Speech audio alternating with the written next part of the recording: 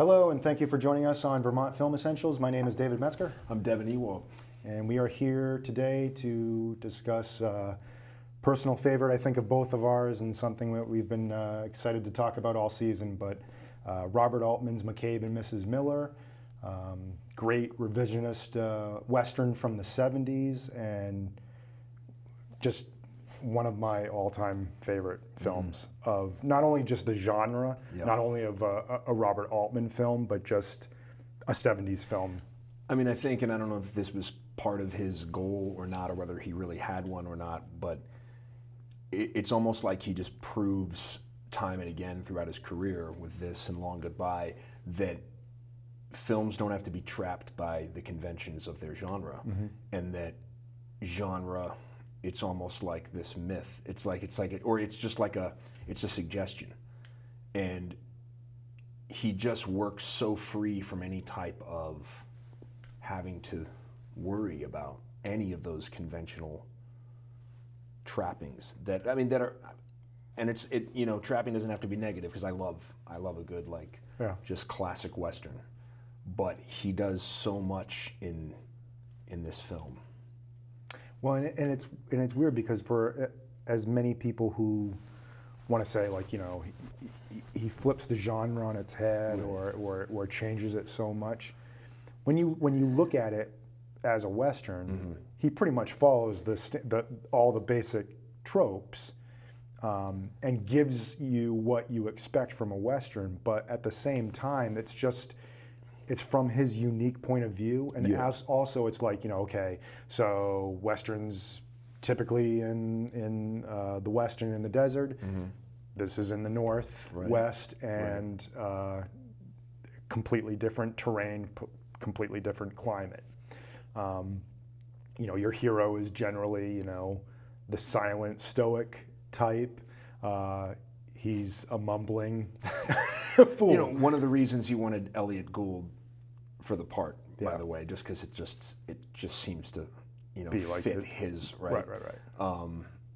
But yeah, I just feel like Altman just, he wanted to do it his way. Yes. That's the thing. He's making a Western. There's no, right? So, I mean, and you're reminded of that throughout the film, and even when you start to kind of forget it, because it becomes just this sort of I call it's that Dos Passos term of camera eye that he used, of just going around and capturing reality. That's kind of how it feels. Right. And Pauline Kael had this great quote about it, just seeming like you're witnessing a vision of the past, which is just a perfect summation of it. Right. But you're reminded that you're watching a Western, at least I was, so jarringly, when everything's kind of coming to a head with this deal, with this, the way he's dealing with this deal naively. And there's the guys, someone's playing the fiddle, and the guy's drunkenly dancing on the ice, right? And the fiddling stops, and all you hear is the wind blowing. Yeah. And you could hear a pin drop. Yeah. Except for that wind. And it is desolation. I mean, you might as well have seen a tumbleweed go by, because it's about to go down. Right. And it may not be, and it still does have the draw, the showdown with, God, when Keith Carradine's character is, spoiler, killed. Yeah. It's tragic. Yeah. Because he's such an affably good-natured guy. He just plays that with such, right?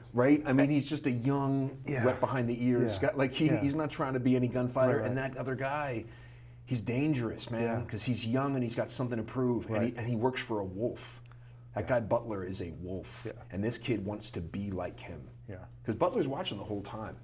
And the way he watches it go down and then goes in is really creepy. It's like Cobra Kai-esque. Right. It's very in the wings, yes. Well, and I'm blanking on the movie that we were talking about where it's somebody dies and you feel the death, and you feel that death.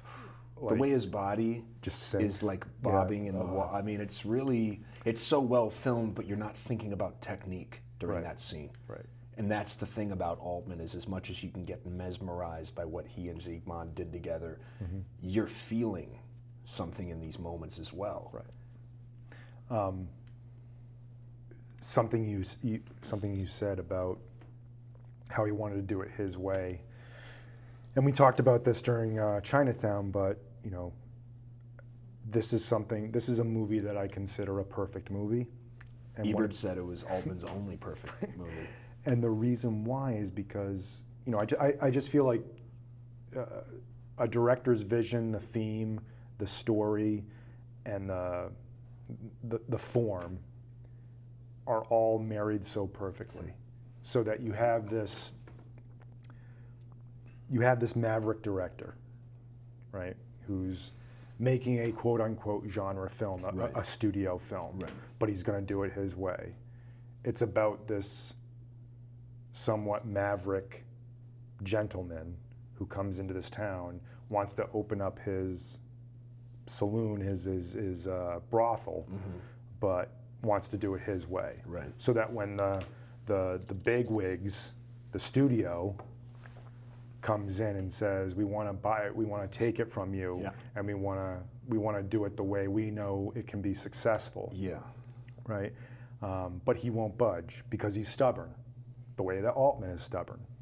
He's not going to give it in to studio notes or tampering of any kind. He's going to do it his way. It might not be the most commercially successful film of all time. It might not connect with the amount of audiences that he wants to connect with, but he's doing it his way. He's similar to Kubrick in that regard because both of them were uncompromising in their vision, but also they would leverage their prior successes as, like, you know, because you read about just the way he had to use MASH to kind of, you know, and the irony being when he approached Leonard Cohen, he said hoping to use MASH as a leverage card.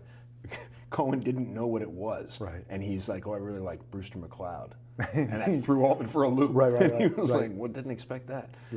But Kubrick would do the same thing with Dr. Strangelove. I'm reading about 2001 right now, and the success, the rave reviews that he got from Dr. Strangelove allowed him to assuage the studio, So that's all a studio is really looking for. Like, okay, we trust you because of this, right?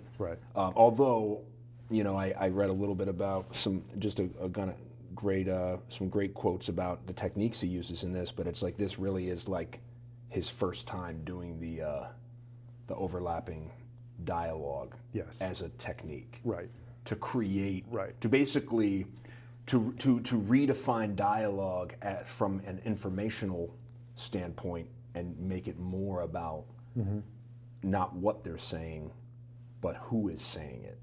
So it's creating this sort of panorama of character, and it makes you notice the environment more too, because you're not so much listening to people, you're like really taking in the minutia of these set pieces, which are just brilliantly constructed. And that does its job in terms of you're not just watching a movie, you're watching a whole world being created in front of you. And that's how you just feel like you're just stepping in. Did you read how his way of being able to like accomplish as much shooting as he could get while also building set pieces is that the carpenters are in the shots. He's literally filming the people making parts because you've put that into your plot. So it enables you to, I mean, it's a recurring theme amongst all these mavericks that we talk about of utilizing. You know, we spoke about it with Vigo and Cassavetes and all these guys, where like they're able to make the most of everything they have and to just elevate it. And being able to be somewhat of it's like an environmental director in terms of, like, you know, feeling what is around you, knowing what's around you, and using it to your advantage. When was the first time you saw this movie? So I definitely fell down an Altman rabbit hole at World of Video, just because, I mean, they had pretty much everything he ever made. I mean, and so I feel like I was probably 22, 23. I'd never seen anything like it. And it's just like this, it's like existential without being like pretentious about it. it like doesn't wear it on its sleeve. It's just so like barren of any artifice or contrivance. It's just like, I mean, it's he's so deft with how he navigates his stories. Right. You know. You're watching something completely unique. You know you're watching, like, high filmmaking art, but somehow you're connecting to it and you're able to just lose yourself in it and be entertained by it at the same time. Similar way, so it was waterfront video, but I can still see the yellow card and the typeface of it saying Altman, and just seeing all these movies that I'd never had access to, that I had read about and heard about, and just being like, these. And I just remember putting this in, it coming on, and just seeing, like, hearing the Leonard Cohen song, seeing the vista, seeing that widescreen, seeing the look of it, and then the way the words go across the screen the way they are, and just having like that mind-blowing moment where it's like, this movie is for me and I'm for this movie. I mean, it's funny because my first note on this film is the same first note for Do the Right Thing, which is tone of film is immediately set with opening musical number. Yeah. And so it's like that way that Public Enemy song feels with Rosie Perez dancing, and the stylized nature of it just perfectly introduces you to the kinds of films that Spike Lee will make, or just that stylization mixed with realism. And this is the same thing. I mean, you're listening to, I mean, the takeaway line for me is he wants to trade the game he knows for shelter. And it's so poetic, and it just perfectly encapsulates, I think he has a line that says he's just never gotten this close to anyone before. Right. And at one point he says, "I have poetry in me." You know, such an interesting character. Yeah. Hard to define, like Travis Bickle, like completely different, a completely different kind of character, but also just like that walking contradiction type oversimplification. But like it's just like. And tragic in the way that that he's his own worst enemy. He's going to be his own doom. But he can't help but be himself, and you can't help but, even though you're like, oh, you're so stubborn and you're so dim-witted sometimes, but he's so funny, and he's so, just the way he plays him, what do you got, a turd in your pocket? Like, just the things that he says and the way that he says them, you can't help but fall in love with the character, but at the same time, you're just like, oh, yeah.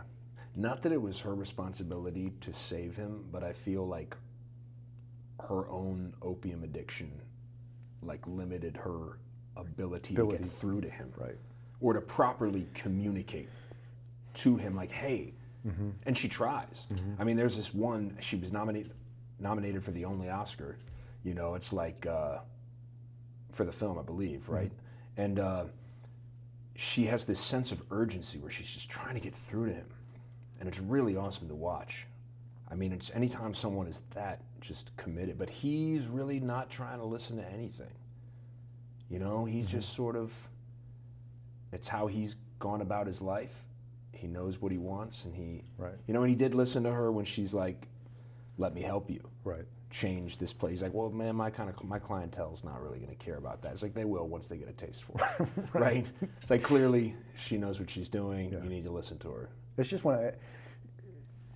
she's so great, and it's it's heartbreaking. Effortlessly great. Effortlessly great, and it's so heartbreaking to me to find out that she was. I mean, in a way, like, it's very. It's almost endearing because it just shows how much of a humble person that she was. But just not knowing just how natural and how wonderful you are as a performer. I mean, it's one of the great entrances of just seeing her come off that steam train, which was a real steam train. It was from working, 1912, functional. It's got crew around. Unbelievable. Yeah, but just her, like, her walking into that close up. Oh yeah. And how she identifies herself, and it's just so good. I love the way that Altman and Zsigmond like play with a contrast between, to just give it some variation of, they've got all these shots where they're filming someone who clearly is the object of the shot from afar, Yep. so that there's a sense of space and depth, and it makes you feel that. And then there's just these, which has become an Altman like trademark of either the slow zoom in or the quick one. Right. It does sometimes. I think the only negative notes I had for the film is sometimes it feels like it's unnecessary. Like, well, and you also, it's always kind of, so it's on a track. Right. So it's on a track, but it's also zooming. okay. So that has a really good effect in a number of shots, but I can see how There's only a few moments where it interfered with my enjoyment maybe of the moment, because I was like, okay, you're doing that again, you know, which I think a technique should never do. But call attention to itself, yeah. Or at least the other ones were more effortless. Like the one that showed he had that gold tooth was so great because it like introduced you something about his character. Right. And I think it just fit with that, you know, that real establishment. I love that scene that introduces you to him. I mean, just the slapstick nature of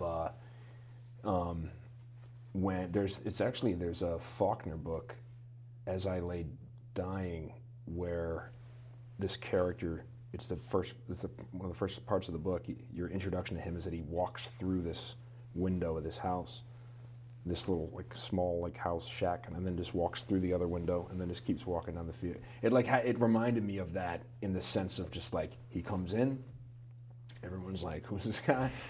There's a brief introduction to him, and then he says, back door over there? Yep. And he goes out. They're like, well, he didn't stay long. Yeah. It's like, he's just going to get something from, and it's just the comic relief, the effortless comic relief in this film became one of his trademarks as well. And I'm spacing on the actor's name, but the one who plays the saloon owner. Sheehan? Yeah. Yeah, I forget. Yeah, he's so good. He's got just such a great look, but also just like the way he kind of follows him around, and it's like, you know, just want to know. I was wondering what you're going to do. Well, I'm just thinking about going over there. There's two great interactions between him and Beatty. When Beatty goes, when Sheehan goes, well, you didn't say your name was McCabe when you came in here. He goes, I didn't just now. You did. I didn't say it just now. You know. And then there's the other one when Sheehan talks about wanting to be partners, and then he says, well, sometimes you just got to make a deal. And he goes, deals I have no problem with. It's partners I've been trying to avoid. Like it's just like it's paraphrasing, but it's like these just these great moments that are funny, but also are serving the character, informing you about the character. Well, and in that odd way, in that odd Altman, quirky, funny, goofy way, that's him doing his take on the mystique of the Western hero, right? Of like, you know, what's he really like? How violent is he? Is he the guy that really shot Bill Roundtree? You know, that really spoke to me about the power of myth. And how myth can actually become more potent than reality for some people. And I mean, it pretty much like was his undoing, because I think when Sheehan said that to Butler, it spoke to something in Butler's like ruthless nature. Right. That was like, well, before maybe I was going to kill you, but now that I hear like that you're like this supposed like gunfighter, and you never killed anybody in your life, like you're done. Yeah. And it's just that, it almost doesn't matter what. And I think, you know, part of McCabe liked the fact that he was, you know, that he's got this thought of as this, you know, gave him a little bit of a street cred a little bit, you know. And it doesn't like even with what happens in the end and the way, I mean, the wonderful set piece of the ending shootout. Yes. I mean, we can talk about, but just he never answers that.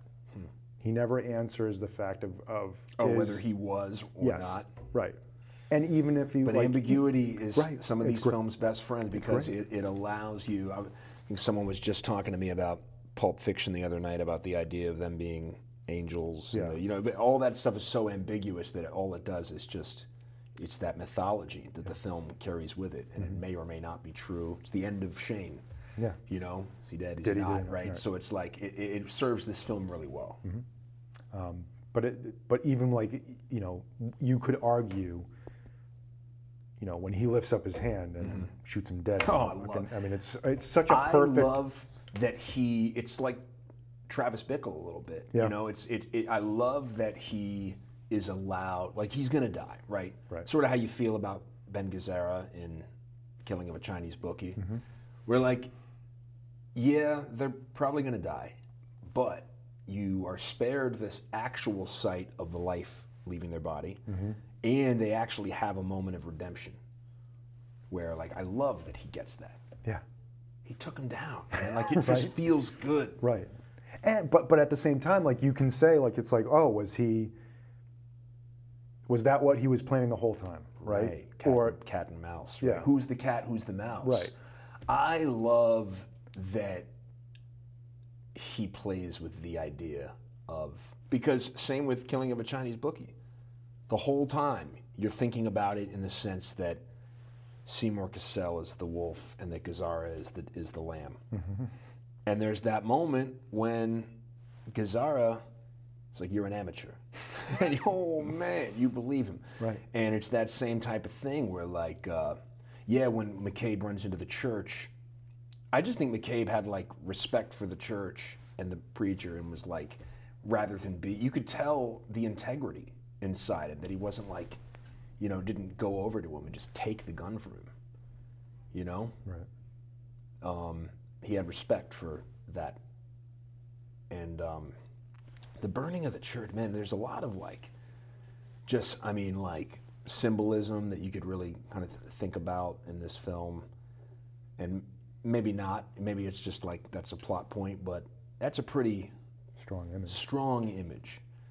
And it involves the townspeople coming together and literally passing bucket from hand to hand. So he's almost like a martyr. Yeah. I mean,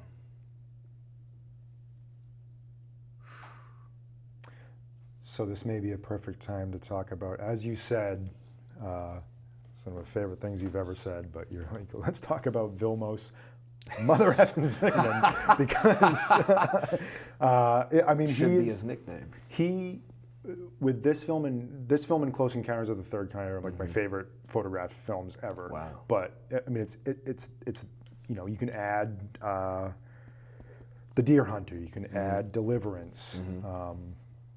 And he's got, like, I love his framing. I love the way he shoots things, the way he has his perspective. But man, in this film, just the overall look of it. I mean, we spoke about what could be one of the best 10 shots of all time when she's leaving and going down the back stairs in the snow with the white and the lit windows in the background. There's like, yeah, it's like beautiful. Blue green and the orange and the way he uses color in this film is also just appallingly good. You just really notice it. It's like very dreamlike. I mean, there's shots that are like cloudy and like that are just like almost like a dream, that are juxtaposed by ones that feel more like when you're outside and you're like really feeling that the coldness of the like tundra kind of like feel of you know, and the fact that they, you know, he said, I want it to look like an old photograph. I want it to look like no other film. I want it to feel like you're actually back in this time. Right. And Zsigmond, you know, being so experimental and knowledgeable of some of these things, but he's like, you know, I think we can do that by flashing the negative. And the problem with that is that it's unpredictable. So he had to figure out, like, you know, how much do I open it? How much light do I let into the negative? And they experimented a little bit with that, but it's like, you know, that it's not in post they added a filter or played with colors or anything. It's just, you know, it's real life film being done in the moment. Right. And that just kind of adds to the magic of it, of like some of these shots where it's like, wow, just a little bit more light or a little less light, and you wouldn't have that perfect image. I mean, is that final shot an eyeball? It looks like a planet at one point. I mean, it's like you can tell it's an eyeball because of the red, like the but like he in one of the docs on this.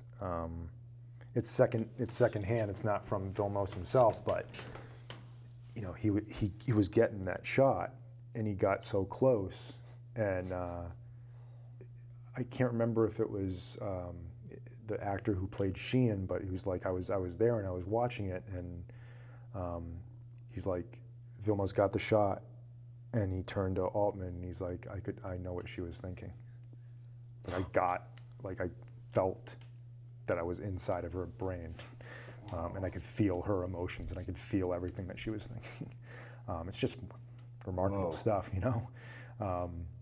And yeah, and that then goes to, what is it, the little trinket that she's looking at, and somehow the colors of that trinket match the colors of those shots in the night and her.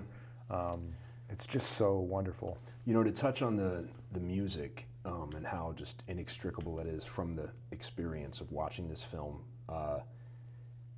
I read that that like Altman gave it to the editor to basically use as his sort of like keeping time with the rhythm of the film. Right. And it made me think of, we spoke about this before with French Connection, I believe it was, where it was like he set that chase scene to a music that wasn't even in the. Right. He was editing it to this music to give it a certain rhythm, and I just love that idea, where it truly becomes interwoven into the cinematic experience, and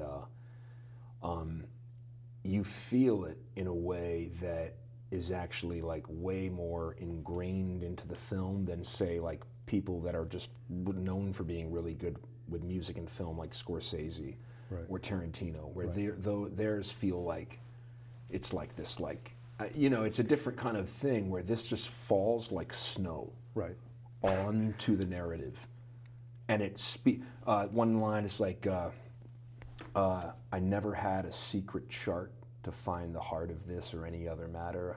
It's paraphrased, that might be it, but it speaks to the narrative in a way that is so poetic, and it's similar to reading a book where the chapter opens with a very apt quote from a poem that just really seems to capture what is going on, and it's very literary. I always thought Altman's films were very literary, and I feel like that's what spoke to a director like Paul Thomas Anderson, who is an unabashed like PTA disciple. And it's like, there's just, you know, and it shows you when Altman, you know, brought Raymond Carver to the screen and the way he did it. He clearly loves storytelling, but he also loves atmosphere. Yes. And so it's like, how can I fuse these in a very distinct way and still respect the visual palette of what has come before me, and still do his own thing, you know. There's one thing on that. He has this quote where he's like, you know, I've always felt that filmmaking should be like painting, where you're in a museum and you're seeing a painting, and it's whatever you're bringing to it. It's whatever you feel about it. Yeah. It's not me telling you. Or your reaction is as much part of the film experience as the actual construction of the film. Right. And he had said like the closest he ever, like, he always felt like that was his goal that he never truly attained. I love when people I would disagree. It's that same thing with Kubrick, where his wife said like, he hoped his movies were good, and it's like, man, like. But the closest that he ever felt of someone else's work to that was that when he saw Last Tango in Paris, he was like, all right, I should call it in. Film. But the Leonard Cohen in this movie is I always think of it, it's like almost like a brother sisterhood with Simon and Garfunkel in The Graduate, and it's almost similar. The way they were introduced to it is that they were at a party and it was playing, Right. and at a certain point he's just like, wow, I love that sound. That feels like what I want the film to feel like. So yes, I'll bring it to the editor and we'll put it on. And similar to The Graduate, it's only 3 songs, but the way it's almost like each act has its own song, and each song brings its own mood, feeling, atmosphere to the proceedings. And like The Graduate, it's not that the lyrics match perfectly to the image. Right. It's that the music and the lyrics are the film, like are the theme of the film. Right. So it's not like It's you're like watching an it and you're epic like, oh, poem written about the film. and it's not like you're watching it and like, oh, look how perfectly they matched that Right, lyric because that to would that. be almost like cheesy. Like, it's like, not in a film like this. It needed that level of ambiguity that still contained the truth in order for it to truly be effective. And as soon as you hear it and you see it with those images, it's just it's immediately tattooed in your brain, and it immediately connects with you, and you're just like, there's no other, like, nope, they did it.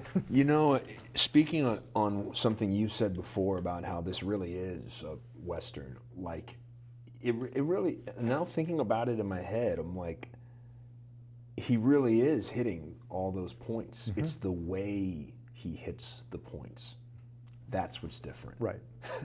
He's still hitting all those Western spots. It's just like he's doing it like no one had ever done it before. Right. He just really puts it through his own filter. It's still a stranger coming into that small town, and interacting with the townspeople. Having this outside force comes in, having the love interest. Yep. Who is the hooker with the heart of gold, and the villain, and the townspeople rooting for the anti-hero who's going to try to, I mean, it's and just like any Western hero, he can't stay in the town. Right. He can't survive this. The only thing he can do is he can bring the town together, and show them how to,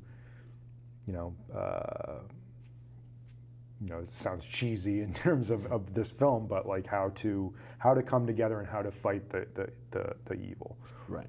Or how to do it in the language of this film, how to do it their own way, and not give in to those outside forces. Right. But again, also having the tragedy of that,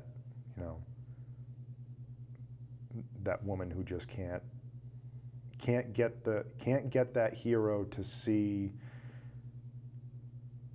the wonder of civilization, of unity, of being smart, not being so stubborn, not doing it just your own way. I mean, the film, it's a completely different film if he takes the deal, right? Right. And they, go off and ride into the sunset happily ever after. I mean, a riderless horse gallops up to him. It's like his own death visiting him. Like, it's like true, like an image of his own death. It was haunting. When it happened, it just felt very bleak and very like, just bleak in like a biblical sense of like seeming like this was like fate, like meeting him, like, and there's just something about the respect for this story that he wants to tell, and just this uncompromising approach to bringing it to the screen and not bending. And there's not many films like this that make it to the screen in the way they're supposed to be seen. Right. There's usually studio interference. And it just with something this experimental, Right. And and again, I think because he could look at it and say, look, I have the stranger riding into town. I have all the plot points that you have to hit. I have the shootout at the end. on the surface, leave me alone, I know what I'm doing. Yep. But then they look at it and they're like, this isn't... This was the birth of his films starting to feel like a series of vignettes that all comprise one thing. Mm-hmm. Shortcuts is just almost like this is literal, like, right, literalization of it. Whereas, like, you know, there's these parts that stick with you just as much as the major points in the film. Like, there's the two guys, the two friends, where the guy says, what if I shave all this and just leave the mustache? And the guy goes, why would you do that? And then later in the film, it's like the setup payoff where he says, look. He goes, what? I mean, it's great. It's just, it's unforced comic relief that is just people being themselves. His respect for capturing the scene and not pushing his own agenda of what he wants you to see. Mm-hmm. He allows you to take it all in. Yep. And you know, and not succumbing to the agenda of his stars, you know, for better or worse. Right. You know, in MASH, Donald Sutherland and Elliot Gould tried to get him fired. Wow. Because they're like, you know, this guy is like so concerned with all these minor characters, getting them to have their moments. I mean, what about mine? Wow, Altman should have done Catch-22. Right. I mean, think about how his style would have suited yeah. something like that had so many moving parts. Well, and it's funny because those two open concurrently, and the reason why Catch-22 didn't do well in retrospect was because people responded more to MASH's irreverence, right? Whereas Catch-22, it's not exactly that type of irreverence, right. but it's similar. But because MASH was kind of like the fun one, right. it kind of took away from the satirical elements and the surrealism of Catch-22. Mm-hmm. But yeah, like he, you know, we got to talk about Warren Beatty because on the one hand, you see that it's Altman saying, like, you know, you may be Warren Beatty, but you're not going to look like the Warren Beatty that everyone else knows in this film. Mm-hmm. You're coming to my film. I'm not coming to you, for better or worse. Mm-hmm. But I think I think Warren Beatty deserves more credit than I think is sometimes offered to him, because I look at the performance and I look at him and I see someone who said, dude, you're Robert Altman, whatever you want, right? I'll grow the beard, I'll lose all the vanity of the face that I mean, know. I think the fact that Altman went right to him after not getting Elliot Gould really spoke to maybe some vanity in Beatty, like, whoa, like he really thinks I can kill this. And so as many, maybe those, you know, while Beatty did have those early kind of reactions to like, why do you have everyone talking at the same time? They're not going to be able to hear what we say. And he's like, I'm sorry, do people wait to hear each other talk in real life? Right. Do people like, is that what happens in a room? Everyone is quiet while these two people talk. Right. It's brilliant. Yeah. I mean, it's he forces. It's the same thing Brando did with acting. And just that he's able to say, I'll make myself look like a damn fool. I'll mumble incoherently, which is, it's just a great character thing where he's just really talking to himself. It informs his character. Yeah. I mean, it's awesome. And you know, I think the famous quote, whether he said it or not, was that Warren Beatty said to Altman after a screening, he was like, for Christ's sakes, the footsteps are louder than the dialogue. But again, like, it's just, he may not have had the best experience making it.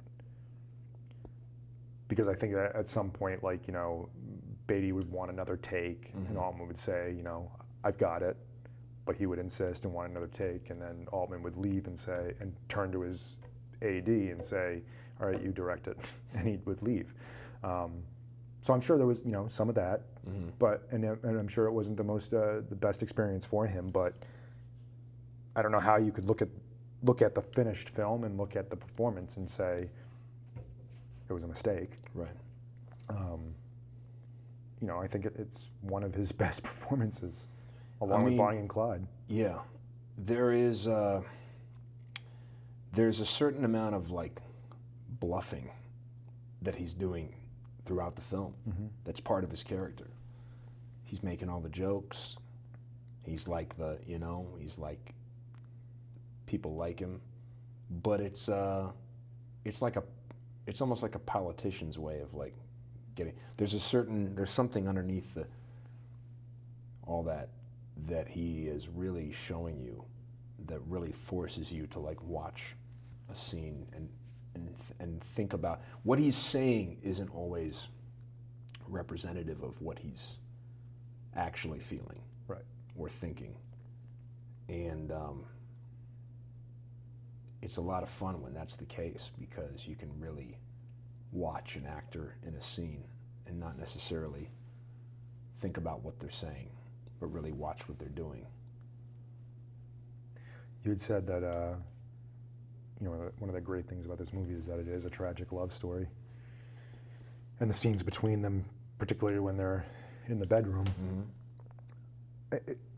Again, it's unlike anything else you really see in that type of love story, because he wants something from her that she doesn't want to offer. When the guy comes in and asks if she's available, and then goes off with her, and Beatty's talking to someone else, and he keeps looking over at her.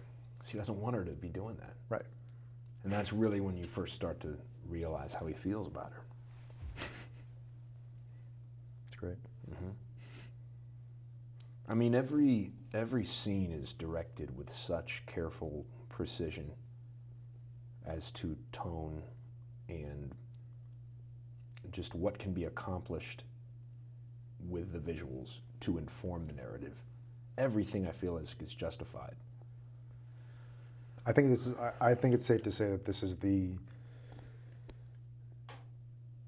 all respect to MASH and even Brewster McCloud, but this is like the first Robert Altman movie. It's like the one that he's like, okay, I got all the pieces together, and it's the one that is most emblematic of what he does as a filmmaker, in taking a genre and making it completely his own.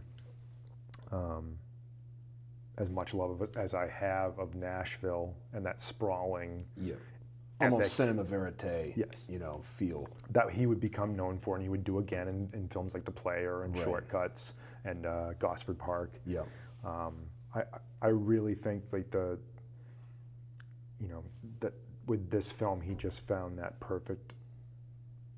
He found that perfect story that he could find poetry in, and that he could. Well, he saw himself in the movie, like you were saying. So how can it not be a passion project? Right. And it's a perfect way to pull, finding this novel and then being like, well, I'm not doing the novel. It may give me the bare bones and the structure of it, but I'm not doing that. I'm going to do it the way I want to do it. And it also speaks to him is that one of the common criticisms of Altman is that he's misogynistic, and he's not as fair or polite to his women characters as he is to his male characters. And I just think of, there's a reason this is called McCabe and Mrs. Miller, and the novel was just called McCabe. And the fact that Juliechristie is given such a great platform and given such a great character. I did read that the film originally was called The Presbyterian Church Wager, and that Altman said that the Presbyterian Church reached out and said, yeah, we don't want our name affiliated with a movie about gambling and brothels. So then it was John McCabe, and then it was released as McCabe and Mrs. Miller. So interesting kind of transformation into the perfect title. Right. And then and Ebert makes a note of it. It's not and, it's the and, it's the symbol, is because it's, you know, it's as much about being business partners as it is about being lovers. That's very interesting. Yeah. I love his review of this movie. I've got to read it. I've only read some quotes. Did you also read that Stanley Kubrick called him? So he saw the movie, and Stanley Kubrick called him and was, you know, complimentary of the work, and he said there's the shot in the opening scene where he's standing on that great bridge, and he lights a cigarette, and you see the flame just go right there. And he called him, he's like, how did you get that shot? Which is, I mean, it's just one of those great, you know, interactions you hear. Yeah. I mean, I feel like natural sunlight was used very strategically in this film, much in the same way Barry Lyndon was. And maybe that was one of his, you know, right? You know, because he's trying to figure out how to light my candle. Yeah, and then I feel like maybe he wants to up the ante and say, I'm going to make a film where only natural light is used. I mean, the amount of shots where the actual sun seemed like it was illuminating objects in the foreground and making you see them differently. I mean, hitting those in the very opening. I feel like it's during the opening song where the sunlight is hitting like a stream. Yes. And these rocks. Yes. And it's like almost white. Yep. There's some, like, you feel the setting so much in this film. You feel the dirt, you feel the mud, the environment. I wrote it down. The environment is a character in and of itself. Yeah. Because you know, again, Altman saying, like, you haven't seen a Western here, you've never seen, and probably, when was Jeremiah Johnson? 74 after. Oh, after. Okay, so, you know, I'm sure he saw this land, like, where he was going to shoot, and he's like, I've never seen this type of environment before, and I need to make sure I shoot it in that way. Well, you know, there's almost more desolation in a Western set in this type of, you know, mining town, or like, you know, there's like kind of wilderness almost, compared to some, you know, a Western set in a town that has a saloon, a drugstore, homes, this, that, the other, whereas this feels muddy, and you feel the dirt. You feel the uncultivated aspect of the environment that bleeds into the human interactions and identities. You also, you know, you started by mentioning, like, do the right thing. In the same way that you feel the heat in that film, you feel the cold in this film. Absolutely. And you feel like you can see the breath of every character talking. That's how it feels. I mean, look at the massive coats. You know, I mean, and I love the way, you know, your introduction to McCabe is he has on this bearskin coat, right? And then what is Butler's, like, line? I came here to hunt bear. Yeah. It's just great. Yeah. A not so veiled threat. Right. You know? Right. I love the humanness of, like, just like, of McCabe during that scene when he's trying to talk his way into, when he's like, well, you know, we 5,500. Well, you know, then we said, you know, no, it was 6,250, and then he just kept. Well, what did you want? I'd say like 10 or 12,000. Like, he just he's BSing his way through this dialogue, and it just feels like he is sliding by the skin of his teeth sometimes, and you just feel that sense of desperation, similar to Cosmo in Killing of a Chinese Bookie. It's the same thing. He's charming. He's the one man laughing. Right. He's the one making the joke in the room. It seems like he is the calmest, coolest person in the room, and it is masking so much because it is just, they are feeling that desperation, and it's closing in on them. Right. And they are not making great choices. And for the first time, he's like, "Oh, the charm's not working. I have nothing else without the charm. I can't win this guy over with it. As perfect as the music is, the best thing about the ending is that the sound of that wind and the snow and the silence of it all it's horrifying. And there's a shot of him running across the town, and then I think it's when he finds his way into the church, but it just follows him across, and the snow is coming down, and he's just kind of like going, and just the way the light is on him with the snow, I mean, it's just so perfect, and you just feel how just desperate he is. I mean, I guess they were worried about the snow, or Beatty was like concerned about it matching the, but Altman was like, let's just do it. Yeah. And thank God, because it really provides more of a haunting kind of cold closing in on you. And also there's when you start seeing blood on the snow, there's a barber pole, and it's the red and white of the barber pole, and it's like, it's just all there. It's this symbolic imagery. I mean, it's amazing, and it's not even like hard to like draw the connection. It's like so blatant. We've just been shown this red on white. It's there spinning, like, the great ones, they do that stuff. They have these little, symbolic imagery that is, it's not telegraphed. It's embedded into the mosaic of the film. It's the same thing we were talking about with Do the Right Thing. It's not forced. It's there. Right. And you have to like let it find you. Especially in something like this, because there's so much in each shot to take in that it's like looking at a painting sometimes, like a really like intricately designed painting. Which is what he wanted. Right, like what you said. Yeah. Yeah.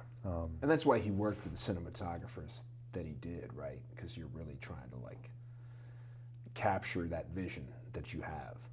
And you want someone, it's like why Haskell Wexler got so much work. It's like who was the other one that was like right there with Laszlo Zsigmond? Kovacs? Yes. It's why they all got so much work, because it's like their knowledge was so rich that the director knew they could just let that, like, I know that they're going to do something. They're going to go into that bag of tricks they call a brain, and they're going to like find that thing. Yeah. That, And they're just unafraid. They're unafraid to try new things. To not just do the same, like not just light it the way we were taught to light it. Because he's not trying to make just the same. Right. He wanted it to be different. He wanted it to be distinct. And those great European DPs, man, like they just. He shot Long Goodbye too, right? Yeah. Yeah. And you see the same thing. It's like, it's a similar type of thing where you have two films that are genre films, like deeply genre films. Yeah, where the where the films and the typical films in those genres have like these things that they're doing in almost every single one. But in each one, they're both Altman films. They both have that nice, beautiful 2.35 widescreen, but they're two completely different looks. Like he didn't go in and he's like, okay, we're gonna flash again. Like let's try to find a way to let's work with some bleach and see if we can do this kind of like sun-soaked bleach California look. Right. That isn't like the California films we see. I mean, I think the visual aesthetic of this film clearly influenced Tarantino for The Hateful Eight. Yep. I mean, I think that. We mentioned PTA. Oh yeah. And we're going to be talking about him next week with The Master, but when he made Inherent Vice, he wanted to look like first he was like, okay, I know that The Long Goodbye exists. I gotta forget that The Long Goodbye exists. But then he's like, I want to play a little bit with this flashing thing that they did on McCabe and Mrs. Miller and see if I can't do a look like that. And you can kind of see it in some of the scenes in that film. But yeah, this is it's a one-of-a-kind film, and there's no, Altman will always be one of those filmmakers that you look to with reverence. And if you can't watch it in the theater, then watch it on Blu-ray. Oh yeah, because it should be appreciated. Certain films just have to see the way it was supposed to be watched. And man, I started off by saying, because this is the album that Altman was listening to when he decided to use it in his film, but I mentioned to you like the embarrassing sound I made when I found it, but the embarrassing sound that I made when I realized that Criterion was going to do McCabe and Mrs. Miller was just like, because it really is a beautiful transfer. And I do, Mariah, please, I would love to see it projected.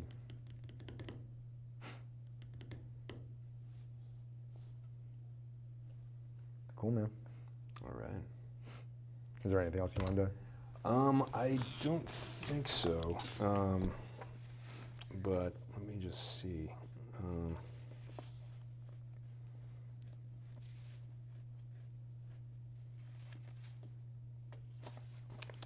I don't think so. Yeah. Another great film that we get to talk about. All right, so this has been McCabe and Mrs. Miller. If you haven't seen it, go out and see it. If you love Westerns, you're going to fall in love with a Western like no other Western. And you're really going to get a wonderful introduction to Robert Altman. And there's so many other films that you can see after that as well. All right, next week we'll be coming back with Paul Thomas Anderson's The Master.